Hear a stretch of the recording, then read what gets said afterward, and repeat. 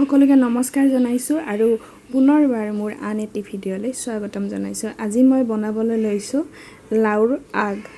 ঠাৰি আৰু পাত একেলগে বনাম। তাতে সৰিয়হ দিম, লগতে অলপ জ্বলাকৈ বনাম আৰু কঁঠালৰ গুটি, আলু এনেকৈ বনাম। আৰু সৰিয়হখিনি তাৰমানে আগতে তিয়াই থ'ব লাগিব পানীত, হয়তো জানেই সকলোৱে। বলকচোন তেতিয়াহ'লে ভিডিঅ'টো আৰম্ভ কৰোঁ।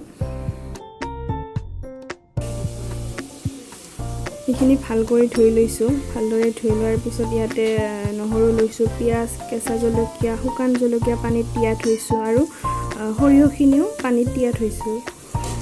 আৰু গোটেইখিনি পেষ্ট বনাই লৈছোঁ।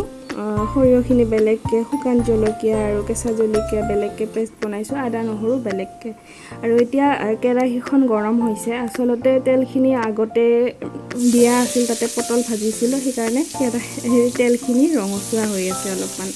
আৰু তাতে পিঁয়াজখিনি দি দিছোঁ। পিঁয়াজখিনি অলপমান সময় ভাজি ল'ম।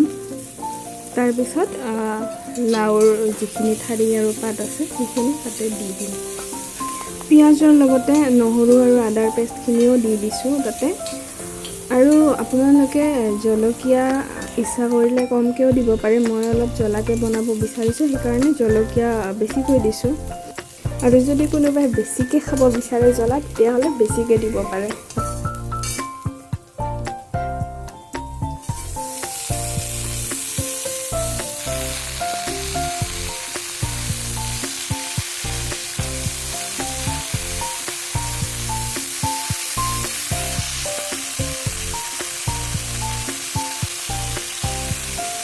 প্ৰথমতে নিমখ দিছোঁ। নিমখ দি পেলাই সেইখিনি ঢাকি দিম অলপ সিজিবৰ বাবে।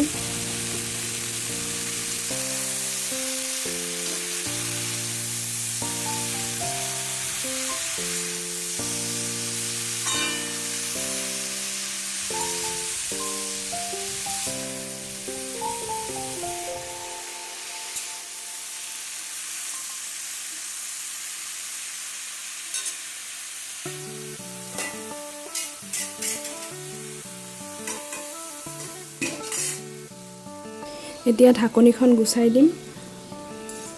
তাৰপিছত এইখিনি আকৌ লৰাই দিম।